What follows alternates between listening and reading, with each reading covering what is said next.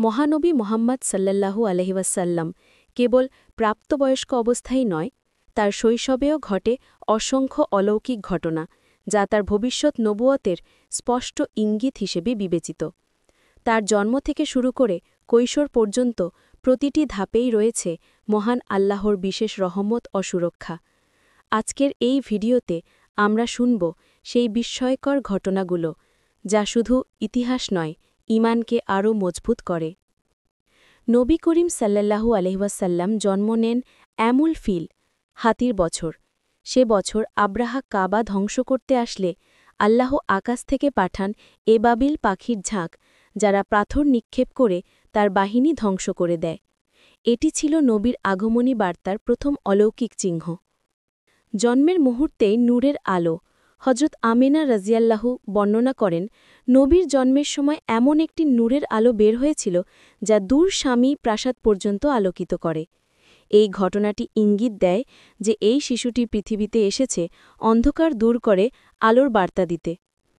অনেক ঐতিহাসিক বর্ণনায় পাওয়া যায়, মুহাম্মদ সাল্লাল্লাহু আলাইহি ওয়াসাল্লাম জন্মের সময় মাথা আকাশের দিকে তুলে যেন সিজদার মতো অবস্থায় ছিলেন। এটি ছিল আল্লাহর প্রতি তার বিশেষ নৈকট্যের প্রকাশ। প্রথম রাতে আরবের বহু মূর্তি হঠাৎ পতন বা কিপে ওঠার ঘটনা ঘটে। জাহিলিয়তের যুগকে বিদায় জানানোর এক অলৌকিক ইঙ্গিত হিসেবে মুসলিম ইতিহাসবিদেরা এটিকে উল্লেখ করেছেন। হালিমা সাদিয়ার কোলে নেওয়া, বরকতের ধারা। হালিমা সাদিয়া যখন শিশুটিকে কোলে নেন, তখন থেকেই তার জীবনে বরকত নেমে আসে। যে উট আগে শুকনো ছিল, সে দুধে ভরে উঠল। যে ভূমি আগে শুকিয়ে যেত, সেটিতে ফসল ফলতে শুরু করল। তার পরিবারে নেমে এলো অভাব দূরকারী কল্যাণ। শৈশবে একদিন ফেরেশতা জিব্রাইল এসে তার বক্ষ বিদারিত করেন, হৃদয় থেকে একটি কালো দাগ বের করে সাফ করে দেন। এটি ছিল তার হৃদয়কে সম্পূর্ণ পরিশুদ্ধ করা, একটি নবুয়ত পূর্ব প্রস্তুতি।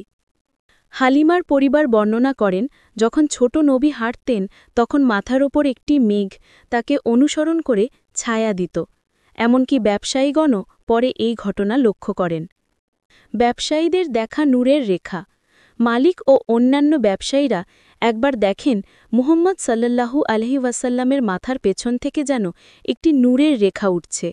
তারা তখনই বুঝেছিলেন এ শিশু সাধারণ কেউ নয়। শিশুর শান্ত স্বভাব, কখনো কাঁদতেন না। বর্ণনায় পাওয়া যায়, ছোটবেলায় তিনি অকারণে কান্না করতেন না। সবাই বলতেন এ শিশুর আচরণ সম্পূর্ণ আলাদা, রহমতের প্রতীক। দুনিয়ায় আসার আগেই নাম রাখা হয়েছিল মুহাম্মদ।